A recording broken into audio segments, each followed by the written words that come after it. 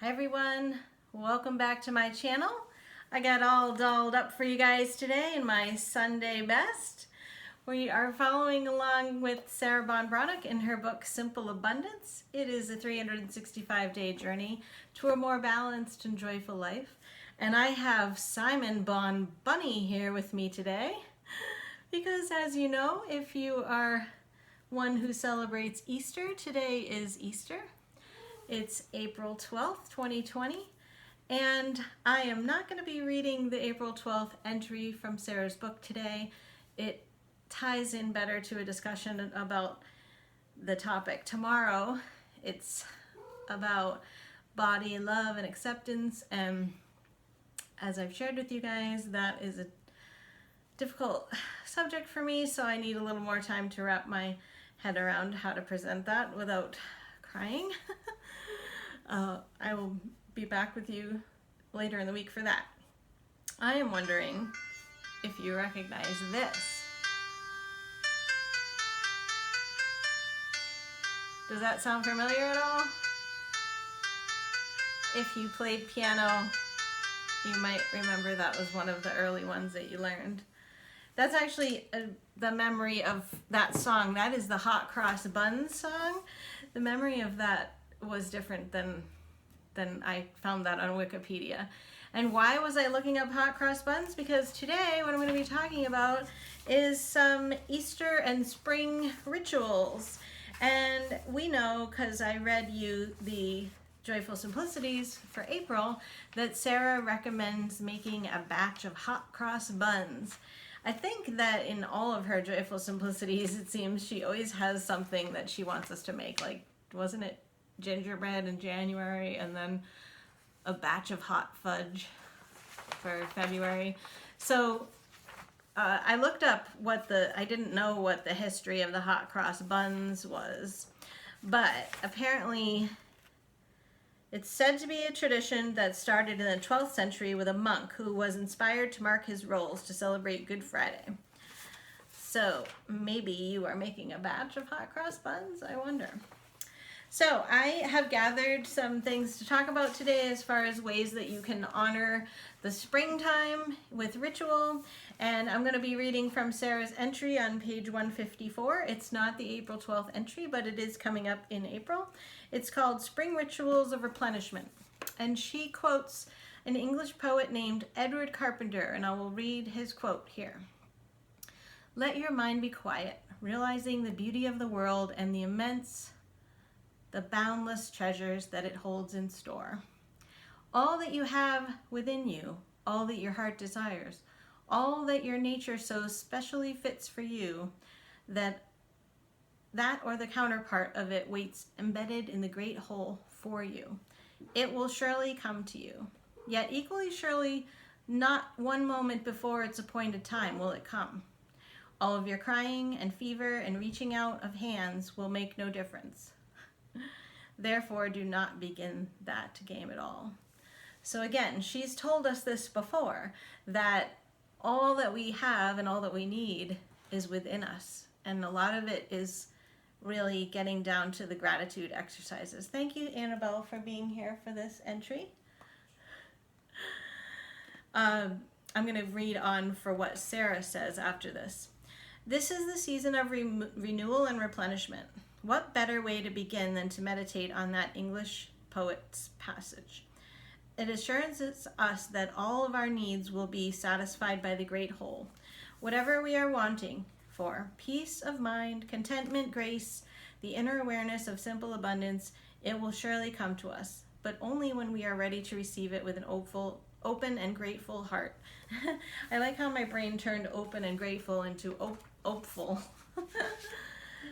I agree. I think that's a lot like what I said in the video that I did about my affirmation decks, that you have to be in resonance or alignment with the things that you are wanting, or else if you're just constantly resonating with negative, dark things, then you're just going to probably keep having a self-fulfilling prophecy of those things coming to you. So I think I like what that says as far as like we have what we need. A lot of it is being grateful and open to receiving the things that we do want and hope for, but not every day having that longing or feeling of lack, because then you're just going to keep resonating with wanting and lack, right? So what are some things that you can do as far as Easter or springtime rituals? One thing we talked about back in February is creating some sacred space, and within that you could create an altar of some kind. For creating a spring altar, some of the things that I found related to that, symbols of in nature are caterpillars, ladybugs, and bumblebees. Symbols of the deities, which like those would be goddesses, would be Hern, Flora, Gaia, and Attis. And there are gemstones such as aquamarine, rose quartz, and moonstone. And also having little ritual fires too can be a springtime thing. So I hope that you have come up with some creative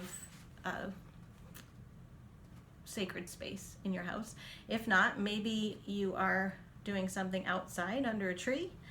I think it's a neat idea to have an altar or a little offering area for each season and honoring that in whatever feels best to you. But looking up online or in books, various things, like I just read off the spring things, but there could be different things to put on your altar for various times of the year.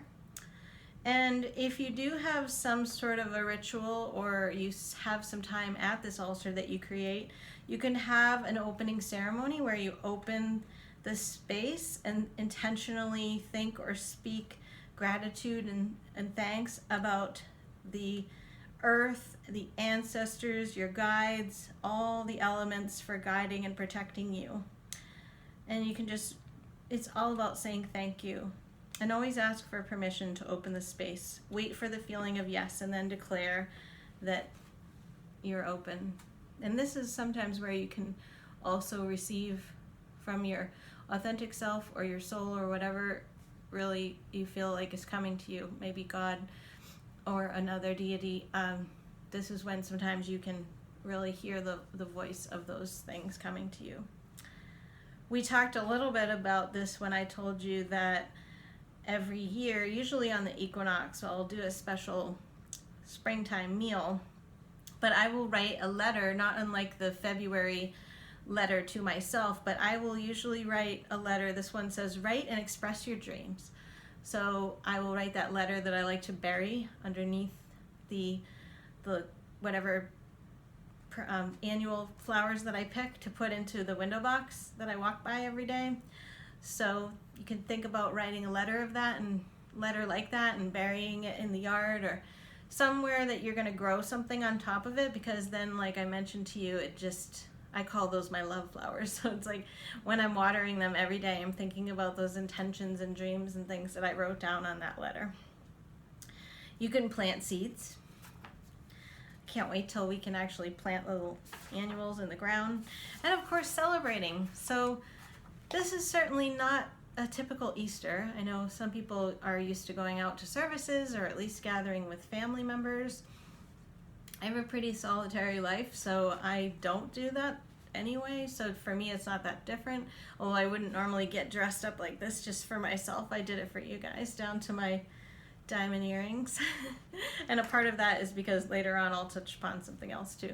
So there are a lot of Easter traditions that go back before Christianity even set up a calendar. There were a lot of ancient traditions, things that honored the rabbit and the egg.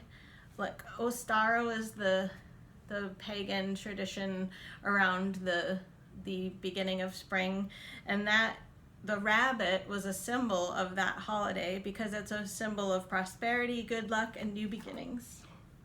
I'll keep you close. And also the eggs, I wonder if anybody out there colored eggs. It's fun. I didn't do it this year, but I have memories of doing it in the past with young nieces and nephews. They've all kind of outgrown that now, but the eggs, there's so much you can find online about the eggs.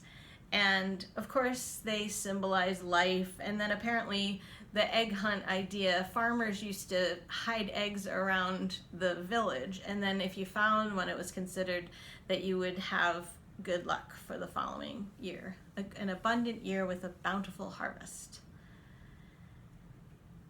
And I mean, there's some traditions that go back to ancient times.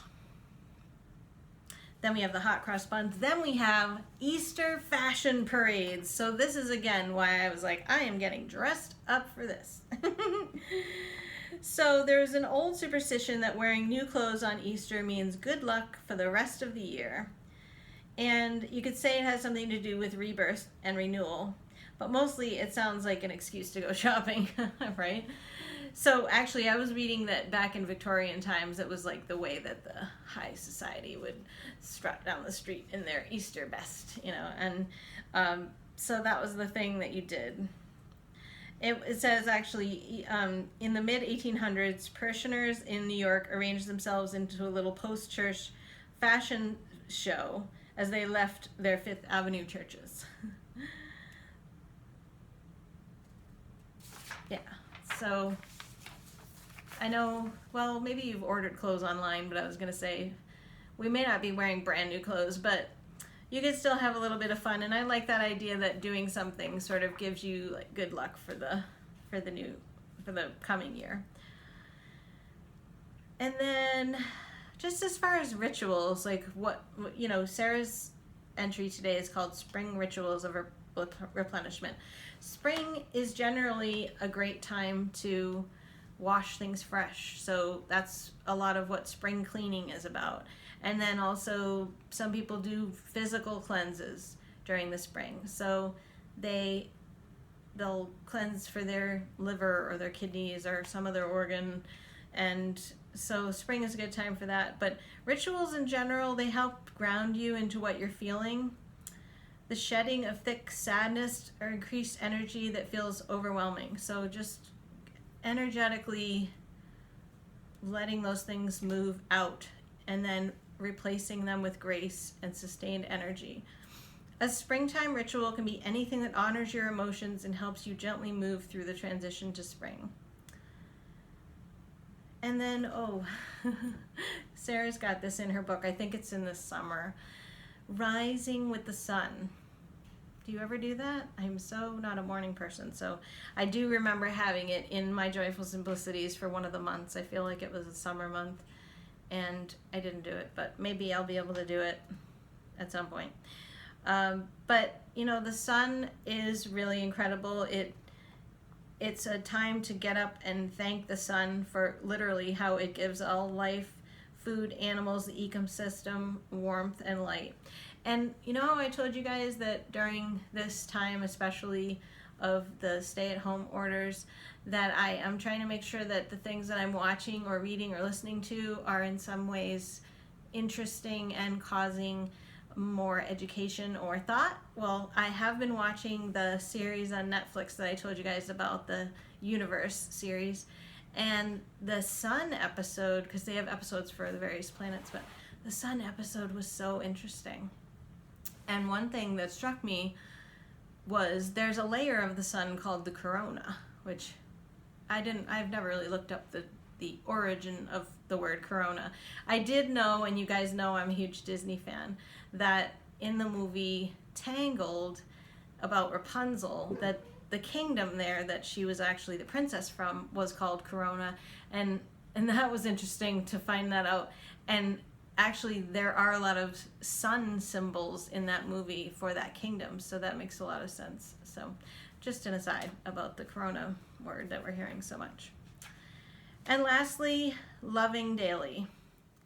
See how you can honor the springtime over the next month. Play outside, watch the sunrise and sunset, giggle, dream, write, be everything that makes you feel good and blooming. Ooh, I like that because spring is blooming, right? So if we think about ourselves blooming too, then that would be a nice tie-in with this book where we are really digging deep to get to our authentic selves and blooming ourselves. Isn't there that saying, bloom where you're planted? Yeah. this is where we are. So we can bloom, right? I haven't planted any seeds, but I did plant the cat grass, which was fun. And I hope that you got something out of this and that you think about some ways that you can honor some springtime traditions and maybe getting dressed up like this. One of Sarah's entries was about playing dress up. And it was kind of like that this morning where I was going through a closet that I have of stuff that I would really only wear on special occasion. And so I sort of felt like I was going to play dress up for you guys. Hope you're enjoying the book. Hope you're following along. I will be back this week as I prepare to really dive in deep with the body love section. And I'm glad you guys are here with me, keeping me on task to read the book still. I think with everything going on, I can imagine during a normal year I may have lost track and given up on the book, but not this year.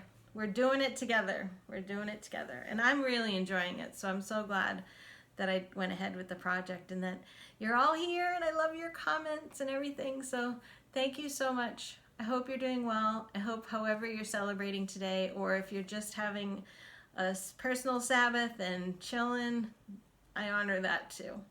I will see you guys next time. All my love to you.